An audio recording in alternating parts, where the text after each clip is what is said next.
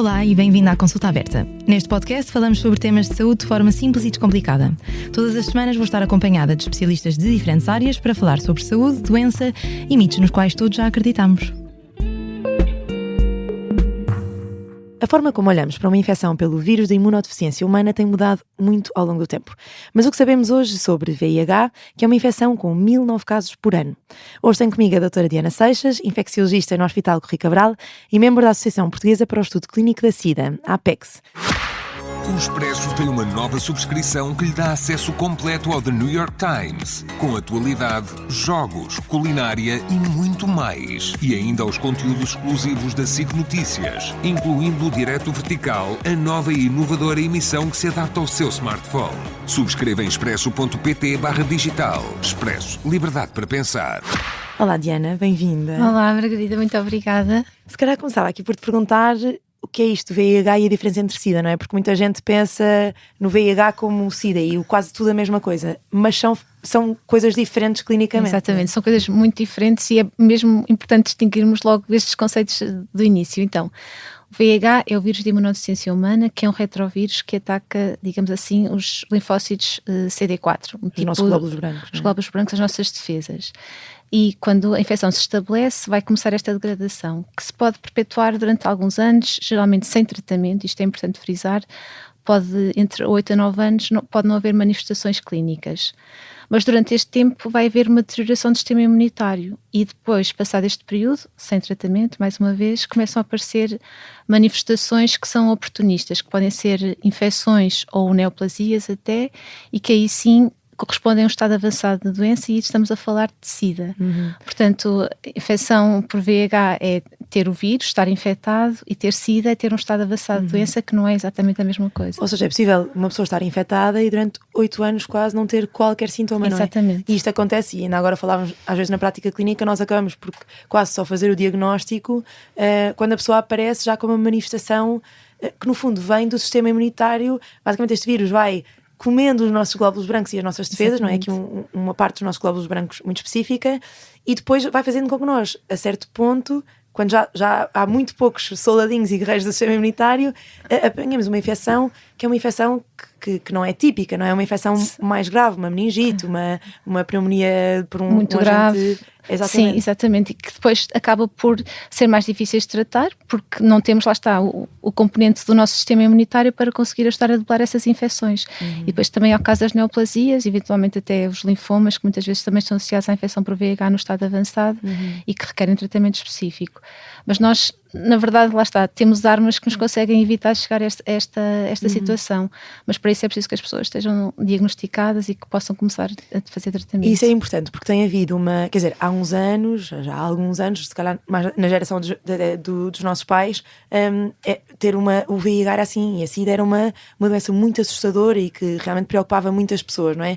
Hoje em dia, por um lado é bom, não é? Já falamos mais sobre o assunto, há menos estigma, mas também há um bocadinho esta ideia de que hoje em dia já ninguém morre por ter VIH e, portanto, porquê é que ainda interessa falar sobre isto e porquê é que é importante ouvir este podcast e perceber este vírus? Olha, isto é mesmo uma oportunidade para voltarmos a trazer este tema que deve estar sempre em cima da mesa, não é? Nós, realmente é verdade, já não há assim, não se fala muito sobre a infecção por VIH, ao contrário daquelas campanhas dos anos 90 e do início ainda dos anos 2000, em que realmente tínhamos muito alerta para a utilização do preservativo, para o combate ao estigma também, e é verdade, eu acho que este conceito ficou bastante presente, que é uma doença que pode ser crónica, efetivamente, se for tratada, mas continua a ser um problema de saúde pública muito, muito, muito importante. Portanto, globalmente nós temos milhões de pessoas que vivem com a infecção por VIH, todos os anos há novas infecções e nem todas as pessoas têm acesso ao tratamento. Portanto, há muitas pessoas que vão chegar a esta fase muito avançada da doença, que requerem tratamentos difíceis, não é?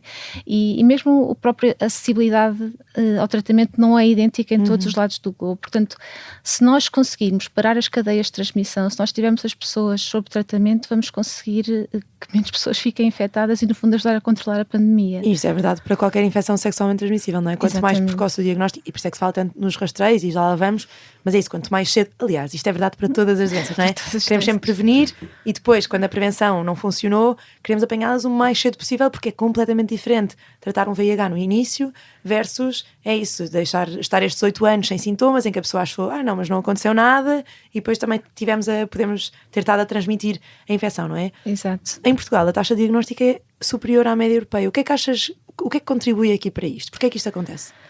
Então, é assim, em Portugal é importante compreendermos que nós temos um background importante, um legado histórico. Nós estávamos a falar, em Portugal nós temos este legado histórico dos 25 casos por 100 mil habitantes, estivemos a falar de há 20 anos atrás. Portanto, atualmente nós estamos mais ou menos nos 8,8 casos por 100 mil habitantes. Melhorou bastante. O que representa uma grande melhoria, uma melhoria substancial. Ainda assim, é muito superior à média europeia. Estamos a falar de cerca de 3 vezes mais do resto da Europa. E que este facto do nosso passado não é totalmente desprezível, não é? Portanto, temos vindo a fazer um caminho muito importante, sobretudo e no acesso à testagem. Portanto, em 2011, creio que foi em 2011, houve a mudança da política de testagem, houve a indicação para ser feito um rastreio universal, em vez de fazer estratégias direcionadas para comportamentos de risco. Já não estamos a falar de grupos de risco, estamos a falar de comportamentos. Mas ainda assim, e mais recentemente temos a possibilidade também de fazer os testes rápidos e os testes em farmácia, desde 2017, mais ou menos, começou talvez um bocadinho mais tarde. Mas a verdade é que temos em paralelo várias cadeias de transmissão, portanto temos... Ou seja, uma das coisas que se calhar contribui é o facto de termos começado de um ponto de partida pior do que os outros países, não é? Apesar de os avanços serem de facto muito grandes, e é isso, muito mais acesso à testagem, a terapêutica também mudou muito, mas realmente começámos com números muito piores, não é? Começámos com números piores, tínhamos um grande problema de toxicodependência também na década de 90, que também terá dado alguma contribuição, e é isto, e... De facto, as políticas de saúde são prioritárias para a infecção por VIH, mas ainda assim há muito trabalho para fazer para conseguirmos chegar a números melhores. E agora, já falaste aqui um bocadinho dos sinais e sintomas e de como pode até nem ter sinais e sintomas na altura em que há uma infecção, não é? Mas eu às vezes também acho que há um bocadinho um estigma com aquilo que nós imaginamos que é a pessoa com VIH, não é? Sim. Imaginamos logo, é isso, se calhar que é uma pessoa mais vulnerável, mas na verdade isto é uma infecção que não tem, que não escolhe pessoas, não é? É uma infecção que pode infectar qualquer pessoa. Há sim coisas a que a pessoa deve estar atenta, que sinais e sintomas é que nos podem alertar, ou já só dá mesmo sinais naquela fase de SIDA, ou há outras coisas que podemos ter cuidado? Ok, então isso também é muito importante pensarmos nisso assim. Primeiro, todas as pessoas que podem estar em risco, não é? Nós, se não fizermos o teste, nunca sabemos se temos ou não infecção por VIH. Mesmo quem tem uma relação longa há 20 anos? Deve fazer o teste, sim, porque lá está, quando se dorme com uma pessoa, se não se utilizar métodos de barreira, provavelmente dorme-se com todas as pessoas que estiveram para trás. Portanto, há aqui sempre um background que não podemos esquecer. E se as pessoas não fazem o teste, não sabem, muitas delas, não é? Porquê? Porque nós temos 3 fases diferentes da infecção, se calhar posso explicar um bocadinho desta forma. E temos numa fase inicial, quando há contacto com o vírus, naqueles primeiros 8 a 9 dias, o que pode acontecer é a fase mais sintomática e que é de facto relacionada com a infecção propriamente dita. Portanto, temos um quadro de febre, dor de garganta, mialgias, pode aparecer um rash, sobretudo no tronco, e são sintomas gripais, portanto são um quadro a pessoa pode achar que está constipada, não é? Um quadro muito inespecífico, exatamente, e que não levanta grandes suspeitas. Se bem que a febre pode ser mais alta do que o habitual, a dor de garganta pode ser um pouco mais intensa, e isso até é uma pergunta que nós fazemos às vezes retrospectivamente para tentar perceber quando é que terá sido mais ou menos a infecção. Muitas vezes pode haver em paralelo também outra infecção sexualmente transmissível, que não é infrequente, portanto isto acontece relativamente com alguma frequência. Às vezes até é um bocadinho sinal, não é? Que é se calhar está com corrimento e é uma clamídia ou uma gonorreia, mas se houve ali um contacto desprotegido é sempre também um alerta de ok, vamos testar as outras coisas. Exatamente, deve ser... É aqui as oportunidades perdidas de diagnóstico são esse tipo de situações, não é? Se há outra infecção sexualmente transmissível, é preciso fazer o teste sempre, fazer o rastreio e considerar essa possibilidade de haver uma simultaneidade. Depois entramos na tal fase crónica, assintomática, que pode durar até aos 8 ou 9 anos, em que eventualmente podem aparecer alguns sintomas, linfadenopatias generalizadas, são assim os gânglios aumentados, os gânglios aumentados em várias cadeias ao longo do corpo.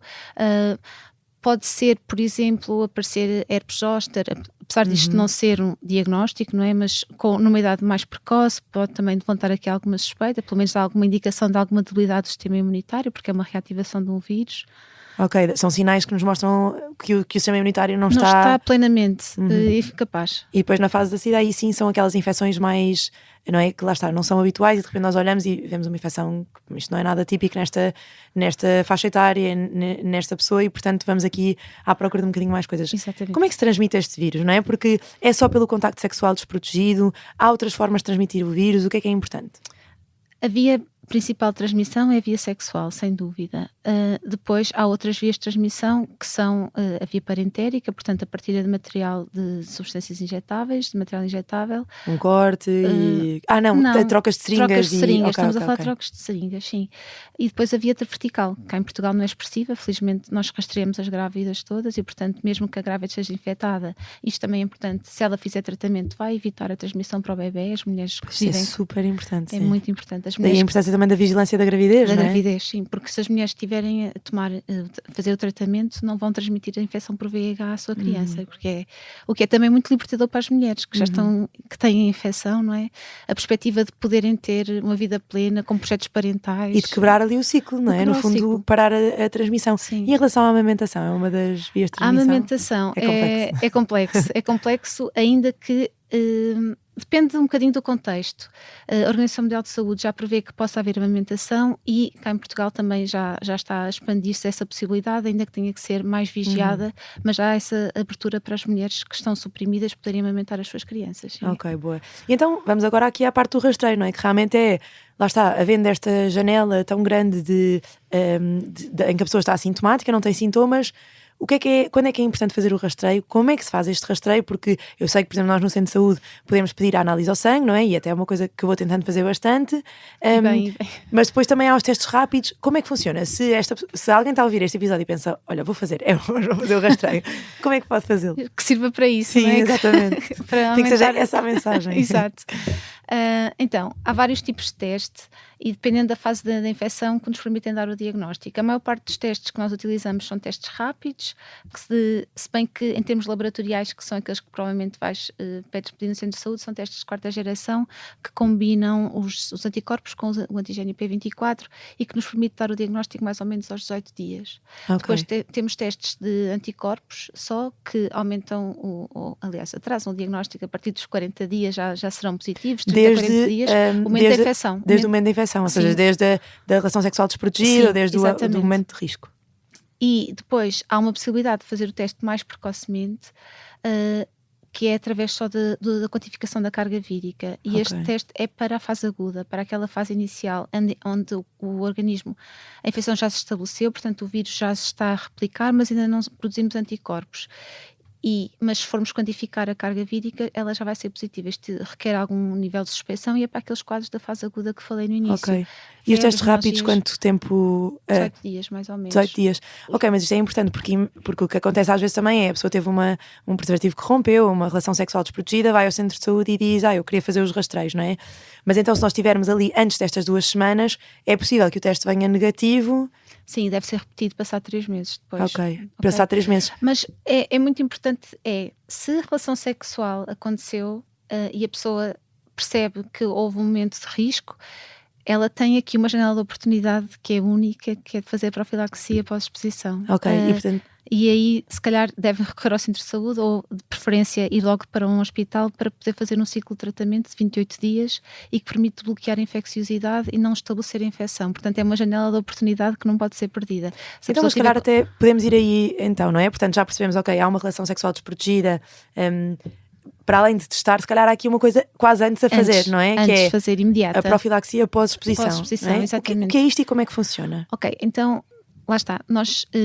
percebemos já desde os anos 80 que se nós dermos fármacos antirretrovirais a pessoas que não estão infectadas, conseguimos evitar que elas se infectem se for dentro de um período de oportunidade que são 72 horas. Okay. Quanto mais depressa se iniciar, melhor. Quase como uma pílula do dia seguinte. É quase como uma pílula do dia seguinte. Aliás, deve ser até, no caso às vezes, até de agressões sexuais, por exemplo, até é uma coisa, um cocktail que se associa também. Portanto, há ali uma janela de oportunidade que nós temos que agarrar para evitar que a infecção se estabeleça. E depois há um acompanhamento, a pessoa começa geralmente nos hospitais geralmente há um kit para alguns dias e depois vão até às unidades de infecciologia, onde há mesmo terapêutica antirretrovírica, é cedido o resto da medicação para completar os 28 dias e depois fazem ali a monitorização. Mas esse primeiro contacto pode ser no centro de saúde, tem de ser no hospital, no serviço de urgência, pode ser na farmácia? Não, é preferível que seja no serviço de urgência, porque é lá que estão esses kits e não convém atrasar. Portanto, se forem ao centro de saúde para a referenciação, pode-se perder aqui algum timing e já chegar depois das 72 horas.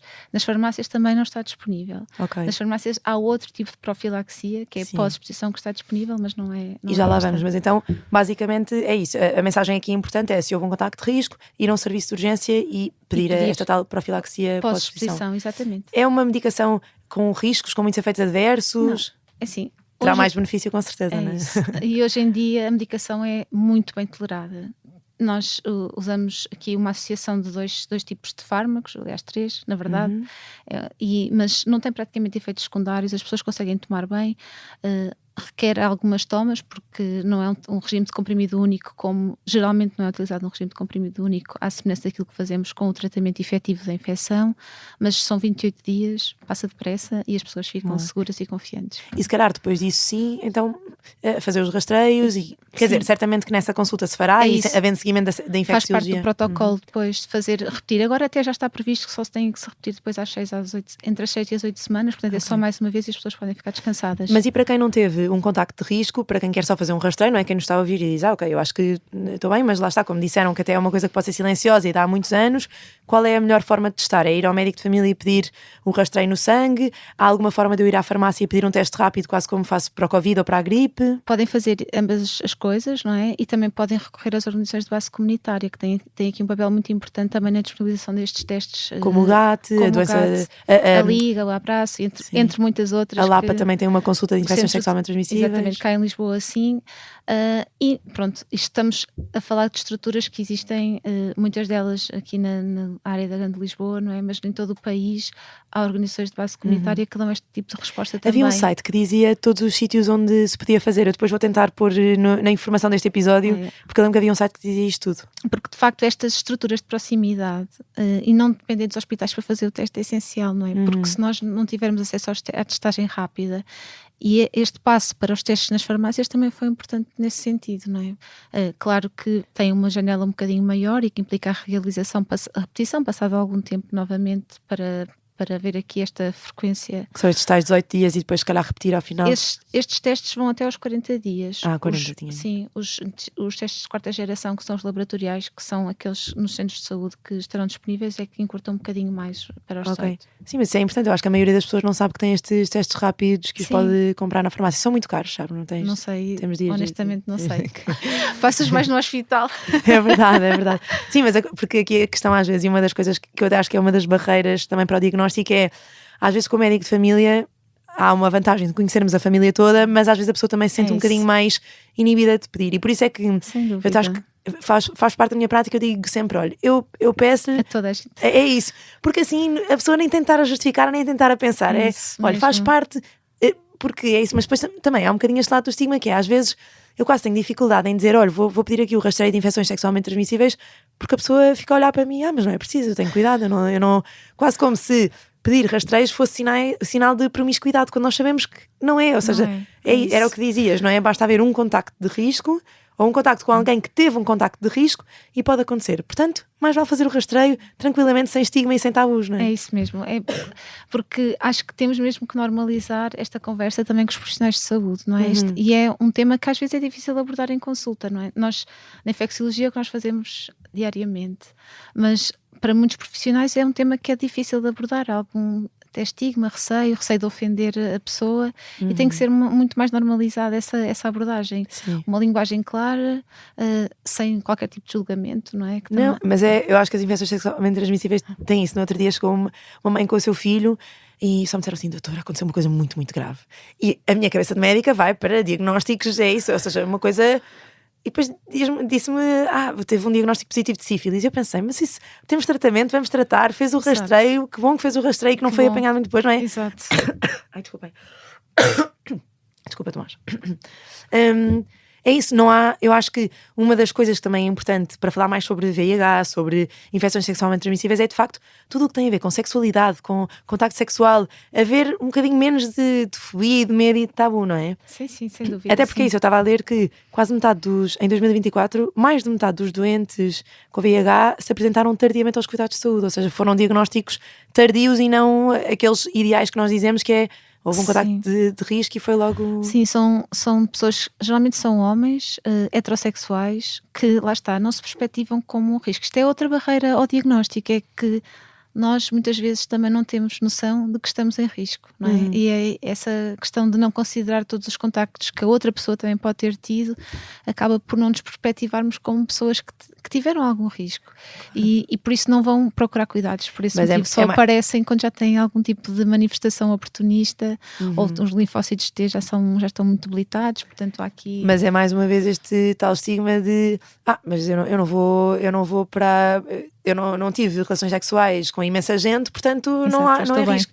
É isso. Mas sem fazer o teste nós nunca sabemos, e estou sempre a passar esta mensagem, porque nós realmente olhamos para a cara das pessoas e não vemos aquilo que elas têm. Portanto, sem saber...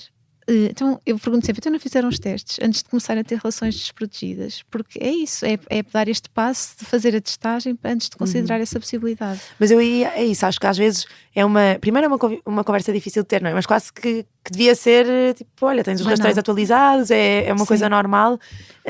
E é isso, depois é este medo se calhar de estar a ir dizer ao médico de família ou estar a pedir a alguém, e por isso é que se calhar melhorar ainda mais a acessibilidade, ou seja, ser uma coisa confidencial, gratuita, acessível em qualquer lado. Sem dúvida. Porque às vezes estes tais pontos de rastreio que tu falavas e que são super importantes, o GAT que tem, quer dizer, em termos de diagnóstico tem um papel inacreditável e é mesmo de parabenizar.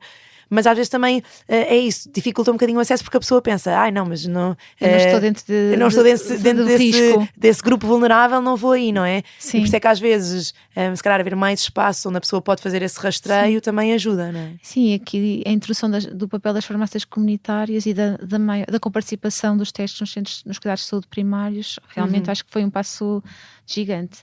E lá está, porque a testagem é um ponto crítico. Se as pessoas testarem, primeiro sabem que não são, o que é bom. Se forem positivas, têm acesso ao tratamento, e se tiverem acesso ao tratamento, não vão ficar doentes por um lado e por outro lado não vão transmitir a outras pessoas. Portanto, é mesmo o ponto crítico. E agora então aproveita até que falaste do tratamento para te perguntar precisamente sobre isso, antes de irmos à profilaxia pré-exposição, que também é muito importante na prevenção. O tratamento, como é que é feito hoje em dia? Tem muitos riscos, lá está, é um tratamento para sempre, não é? É um tratamento para sempre, sim. Mas que também já mudou muito ao longo dos anos. Sim. E eu já começo a ser velhinha na infecção por VIH. Já hoje em dia praticamente todos os tratamentos que nós temos disponíveis são regimes de comprimido único, o que já por si já representa uma grande revolução, não é? Ter só um comprimido para tomar, onde já contempla todos os vários fármacos que fazem parte aqui do cocktail para o tratamento, é realmente sim, eu lembro de serem sacos e sacos com muita medicação. E agora estamos a dar um passo gigante também, porque toda a evolução nesta área está muito direcionada para os tratamentos de longa ação, de longa duração. Portanto, vamos ter possibilidades, já temos algumas possibilidades de formulações injetáveis. E que duram mais tempo, não é? Pois eu acho que tenho onde está a fazer, não sei se é semanal ou se é mensal. É bimensal, sim. Bimensal, isto é ou seja, em vez da pessoa estar a tomar a medicação todos os dias. Não é para todas as pessoas, a maior parte dos tratamentos continuam a ser orais, em regime de comprimido único, mas efetivamente são medicamentos muito bem tolerados, com poucos efeitos adversos, e portanto há aqui esta facilidade também no tratamento que é realmente muito importante. E já é mais acessível, porque a ideia que eu tenho quando me lembrava de fazer urgência, isso era a medicação que a pessoa tinha de ir buscar ao hospital e vinha em 1000 saquinhos e uma data de coisas. Hoje em dia, como é que funciona? Se é um comprimido único, não é? É uma toma uma vez por dia e está quase como se fosse um antihipertensor, não é? Exatamente, sim, é uma medicação crónica, pronto. Então, a maior parte da assistência é feita na farmácia hospitalar. Okay. É um medicamento de assistência hospitalar e portanto tem que ser adquirido, é gratuito. E, portanto, a assistência é feita ali.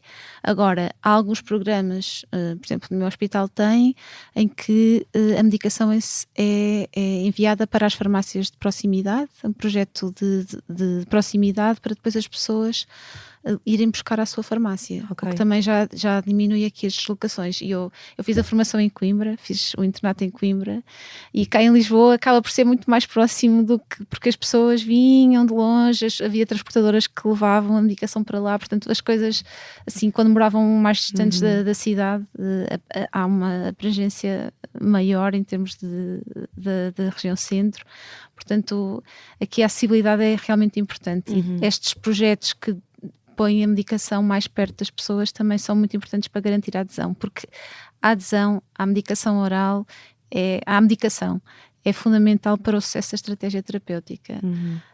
E realmente temos muito bons resultados. E na ausência de uma cura, não é? Porque não temos nem de vacinas preventivas, é com esta medicação que vamos conseguir controlando a infecção. E aí que é possível a pessoa ficar, não é, com indetetável, ou seja, com cargas virais indetetáveis, o que também, no fundo, faz com que tenha muito mais liberdade. Também há um bocadinho esta ideia de que a pessoa nunca mais vai, por exemplo, em relações longas, ou não usar preservativo, claro que se deve usar sempre, não é isso que eu quero dizer. Sim, claro, mas acaba por haver aqui uma maneira de controlar as cargas virais e de o vírus estar praticamente indetetável, adormecido, não é? Isso que estás a falar é muito importante, porque nós, as pessoas que estão a fazer tratamentos, se estiverem indetetáveis, não vão transmitir o vírus. Indetetável é igual a intransmissível. Isso é uma nova máxima e que é mesmo importante frisar. Portanto, as pessoas não vão transmitir se fizerem bem a infecção, se fizerem bem o tratamento. Porque às vezes também há um próprio estigma de, ok, agora vou ter uma relação nova, tenho de, ou seja, se calhar quase sentir essa pressão de dizer, tenho VIH, mas é isso, também é diferente estar indetetável e explicar, ou seja, as pessoas perceberem este conceito. Exatamente. Também é importante. É muito importante, eu acho que tranquiliza bastante as pessoas que vêm com VIH, na verdade, porque o facto de... Há uma coisa que as pessoas me dizem muitas vezes, que é: eu não quero que aconteça aos outros aquilo que me aconteceu a mim. Portanto, esta perspectiva de não infectarem ninguém. Sim, muito é muito, muito, muito importante.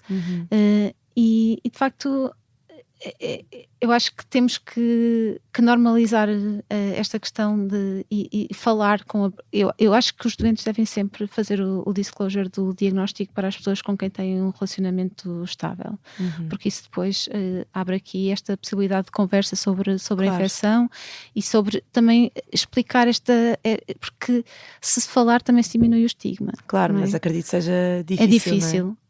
É com tempo, e muitas vezes o que também fazemos na consulta é disponibilizar-nos para ter essa conversa a três, porque às vezes pode facilitar. Sim.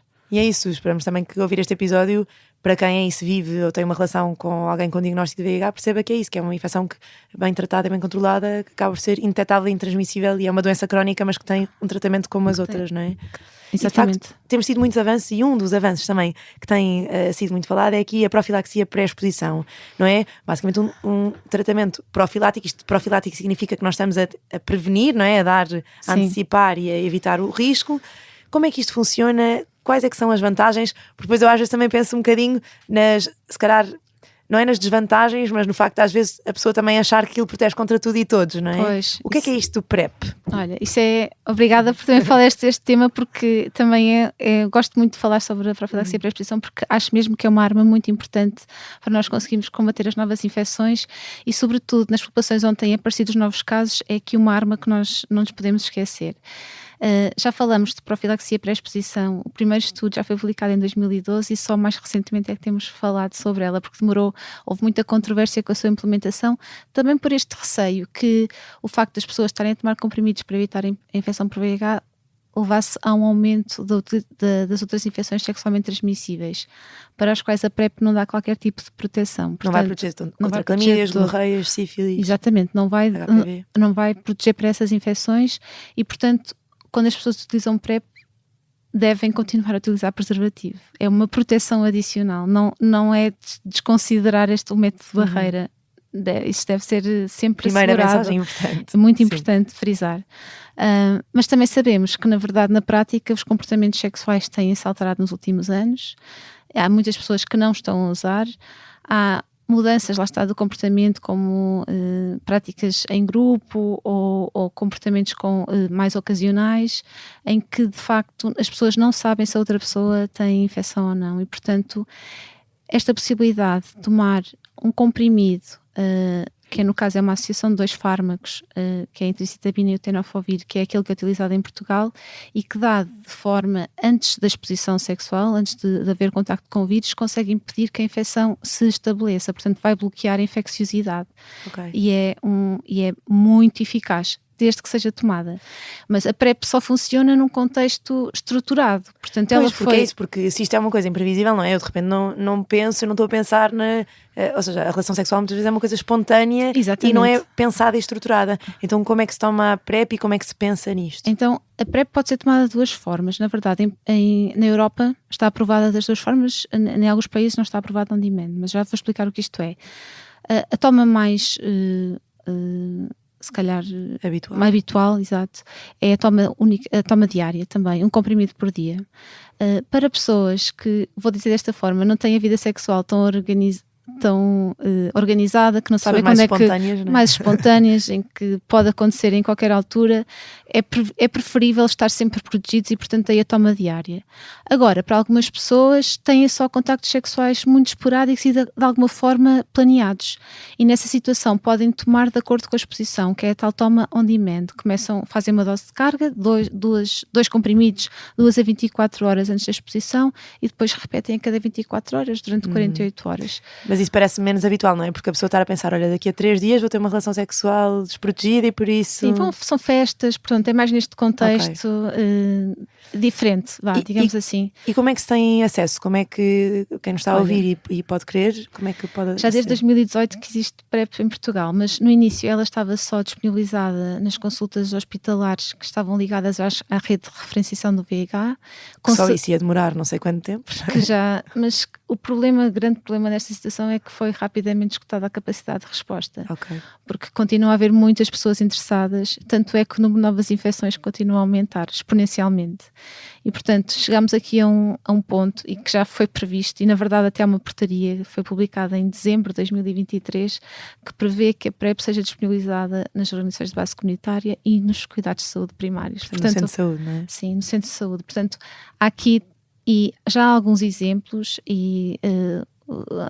por exemplo, no Porto há alguns exemplos, cá em Lisboa também há alguns modelos mais próximos da comunidade, também com envolvimento das estruturas de base comunitárias, que permitem levar a PrEP mais perto da população que dela necessita, porque a PrEP só é destinada a pessoas de elevado risco, e aqui estamos a falar de pessoas que têm sexo sem preservativo, sexo ocasional, que não sabem se a outra pessoa é positiva ou negativa, que têm múltiplos parceiros, que tiveram uma infecção sexualmente transmissível nos últimos 6 meses, que já fizeram profilaxia pós-exposição, portanto também são assinaladas como pessoas potencialmente com algum risco, pessoas que usam drogas por via endovenosa, e nós estamos a assistir efetivamente a um aumento novamente destas práticas, muitas vezes também em contexto sexual, e até eventualmente para mulheres grávidas que tenham parceiros que sejam seropositivos. Portanto, há aqui um grupo de pessoas que está bem definido, de acordo com a norma da Direção-Geral de Saúde, e que devem procurar e que deveriam ter acesso nos cuidados de saúde. Pois é que eu estou a pensar, ou seja, por exemplo, doentes que eu vejo em consulta que é isso, que nos últimos 6 meses tiveram 2 ou 3 infecções sexualmente transmissíveis. Faria sentido? Então... Essas pessoas têm indicação para fazer PrEP. Ok. Nós, e até falaste, eu sou membro da Apex também, temos um grupo de prevenção dentro da Apex, nós estamos interessados em ajudar a formar os médicos. Ir ao centro de saúde fazer uma formação, sim. Sim, porque isso é importante. Porque é importante, porque lá está, para falarmos também, não é? Mas eu já posso prescrever, não posso... Podes prescrever. Ok, a pessoa vai à farmácia buscar? Vai à farmácia da comunidade. Ela está disponível desde, já não sei, mas já há uns 3 anos, talvez... Perdão, menos. Sim, mas eu tenho ideia que foi nos últimos anos. Através da prescrição eletrónica médica dá para fazer uma prescrição, tem um decreto-lei específico que diz PrEP, quando abres aquela paleta dos decretos para a cedência da medicação, dá para assinalar a PrEP e custa mais ou menos 12 euros por uma embalagem para um mês. Ok, mas depois é suposto a pessoa ir fazendo cronicamente. E depois a pessoa vai à farmácia, não é? Isto requer um protocolo de monitorização. As pessoas não fazem PrEP à toa. Portanto, a PrEP foi estudada como todo um programa de saúde sexual, na verdade. Portanto, implica o rastreio de infecções sexualmente transmissíveis e, muito importante, implica o rastreio de infecção por VIH antes de começar a fazer PrEP. Okay. Porquê? Porque a PrEP é o tal o tenofovir com entricitabina faz parte do arsenal terapêutico para a terapêutica por VIH. É, na verdade, um dos pilares do tratamento e, portanto, não pode ser dado sozinho quando a pessoa já tem infecção. Nós temos que garantir que a pessoa não está infectada para fazer aquela medicação, sob pena de que, se a fizer, pode estar a invalidar tratamentos futuros, que também é uma coisa que nós não queremos, porque nós queremos assegurar sempre as melhores oportunidades de tratamento para as pessoas que se podem infectar mais tarde. Portanto, elas precisam ter um teste nos 7 dias anteriores, a dizer que estão negativas, começam a fazer profilaxia pós-exposição e depois devem repetir também as serologias para... É uma oportunidade também de vacinar, não é? A consulta da PrEP, podemos vacinar para a hepatite A, para o Mpox, não é? A hepatite B, se não houver títulos de anticorpos protetores, fazer o rastreio da hepatite C, sífilis, a gonorreia, a clamídia, de acordo com os sintomas. Portanto, esta avaliação deve ser seriada ao longo do tempo e implica um plano de follow-up, no fundo. Ok, ou seja, não é só, olha, identifica aqui um risco a passar o teste e passar a PrEP, não é? Não, até porque é dinâmico, ou seja... A pessoa durante este ano teve uma vida muito mais preenchida a este nível, teve vários parceiros, alguma situação deste género, mas se calhar no ano seguinte já deixa de fazer sentido e pode separar e depois voltar a retomar se for o caso. Portanto, é uma coisa dinâmica, pretende-se para alturas de elevado risco, não é para a vida. Mas é isso, é bom a pessoa saber que pode falar sobre isso com o médico de família e agora falando com o médico de família, é possível que muitos de nós não saibamos ou não tenhamos esta noção e é sempre bom. Sim. Eu gosto muito quando utentes me dizem, olha doutora, mas eu ouvi dizer, ou seja, era ótimo, claro que agora também já estou a perceber muito melhor, não é? Mas é ótimo uma pessoa chegar e dizer, olha, eu ouvi, é isso, um podcast em que percebi que é uma coisa que até pode prescrever, se calhar veja se há alguma forma, até para o médico ir estudar e perceber se pode prescrever, isto é importante. Quais é que são as dúvidas mais comuns? Desculpa, porque nós de facto, se nós não aumentarmos a rede de acesso, não estamos a garantir a equidade também, não é? Porque agora está muito limitada às pessoas que já fizeram e de repente deixamos de ter resposta para as primeiras vezes, as primeiras consultas e necessariamente a saúde pública vai ter que ser envolvida, os cuidados de saúde primários também, vai passar muito por aí. É atuar o mais precocemente possível, não é? Apesar de tudo eu referenciar para uma consulta de infecciologia ou... Lá está, e há muita gente que se calhar não... sente também um bocadinho por este estigma que não faz sentido, mas que existe, não é? Não quer ir a um GAT ou ir a algum sítio e portanto até gostava mais de, ok, tenho aqui confiança com a minha médica, sei que ela... isso é importante. Há assim dúvidas muito comuns, calhar, em relação aos efeitos adversos ou o que é que as pessoas costumam perguntar em relação à PrEP? À PrEP, pronto, é isso, tem muito medo dos efeitos secundários, mas eu digo sempre, o pior é ter infecção por VIH, portanto é que é uma questão de risco-benefício e na verdade é um fármaco que nós utilizamos há muitos anos, há dezenas de anos. Também é utilizado uma parte dele para tratar a hepatite B, portanto usamos para a infecção por VIH, usamos para a hepatite B e tem poucos efeitos secundários, na verdade. Geralmente pode dar um quadro gastrointestinal, como aquele, é que tem relativamente frequente a adaptação às terapêuticas crónicas, não é? Que depois ao fim do mês geralmente reverte e há alguma preocupação que já vem do tempo de tratamento para a infecção por VIH com a doença renal e óssea, mas isso é algo que nós podemos fazer algum tipo de avaliação e ver se há uma deterioração da função renal, que na verdade honestamente não é frequente. Não, temos centenas de pessoas a fazer PrEP e não é frequente. Portanto, mensagens importantes: não invalida o uso de preservativo, não é? Porque as outras infecções sexualmente transmissíveis muito bem, sim, existe, está acessível e é uma coisa que cada vez tem vindo a ser mais acessível, portanto falem com os vossos médicos, já não são uma data de medicamentos e portanto está cada vez melhor, mesmo isto do tratamento de VIH, quer dizer, para mim é fascinante, isso é um comprimido, eu tenho sempre aquela memória dos 1000 saquinhos, portanto é uma verdade, coisa muito melhor. É revolucionário. E assim, última mensagem, se calhar o que é que gostavas de passar, não sei, o que é que achas que é importante para quem nos ouve, se calhar um bocadinho também para combater este estigma, o que é que gostavas que toda a gente soubesse sobre VIH? Olha, eu acho que se calhar é desmistificar. Eu acho que já fui falando um bocadinho disto ao longo do podcast, mas é esta questão do ser indetetável é igual a intransmissível. Portanto, isto é muito importante para as pessoas terem uma vida com muitos projetos, que eu fico sempre feliz quando os meus doentes chegam tristes porque não sabem o que é que lhes vai acontecer e ficam desesperançados, não é? Não, porque esta ideia de antigamente, não é? Que eu vou morrer mais cedo, vai-me acontecer alguma coisa. Isso já não é assim. Isso já não é assim, isso é outra mensagem, não é? Que a esperança média de vida das pessoas que estão a fazer o tratamento e que cumprem bem o seu tratamento é similar à da população em geral e no futuro vai aumentar certamente e pode ser equiparada. Portanto, é possível ter projetos de vida plenos vivendo com a infecção por VIH desde que façam o seu tratamento e acho que isso é uma mensagem muito importante. E as pessoas terem, lá está, também não terem autoestigma, não é? Não é por viverem com a infecção por VIH que estão numa situação de inferioridade e, portanto, podem concretizar os seus projetos e a sua vida de forma como todas as outras pessoas. E depois esta questão da prevenção, para quem ainda não está nesta situação, porque obviamente será melhor não adquirir a infecção, portanto, protejam-se, não é? Recorram à PrEP se for necessário, caso esteja numa situação em que realmente tenham situações de maior exposição ao risco, para ajudarmos a controlar este número de novas infecções. E acho que são essas mensagens. Isto é tão importante. Olha, eu aprendi imenso, acho que foi um episódio incrível e é isso. Acho que isto que estavas a dizer se aplica a todas as infecções sexualmente transmissíveis, não é? Não há estigma, mesmo com o HPV. Eu acho que há quase uma culpa que a mulher sente quando tem um rastreio do cancro do colo do útero ou quando tem um rastreio do HPV positivo, que não faz sentido. Todos nós temos comportamentos, ninguém é. Eu acho que não há espaço nem razão para culpa ou para estigma ou para achar que a pessoa é mais ou menos promíscua. As infecções sexualmente transmissíveis existem, algumas têm aumentado e por isso temos de estar atentos, não as vamos desvalorizar, mas saber que um rastreio precoce igual a um tratamento precoce e muito menos complicações e quebraram aqui um bocadinho a cadeia, não é? É isso mesmo, Margarida, é isso mesmo. Diana, muito obrigada por este episódio. A Apex certamente tem também alguns recursos, não é? Que se calhar... Sim, temos um site em transição, mas que terá vários recursos disponíveis depois. Podem ir ver. Muito obrigada. Sim. Este episódio foi gravado por Tomás Delfim e tem a sonoplastia de João Ribeiro. A fotografia é de José Fernandes, capa de Joana Fatela e música original de Gil Geirinhas. A coordenação é de Joana Beleza e a direção de Bernardo Ferrão. Eu sou a Margarida Santos e este é o podcast Consulta Aberta. Voltamos na próxima semana, mas até lá siga-nos nas apps de podcasts e nas redes sociais da SIC Notícias. Se tiver sugestões ou ideias que queira partilhar com a equipa de podcasts, envie um e-mail para podcast@empresa.pt.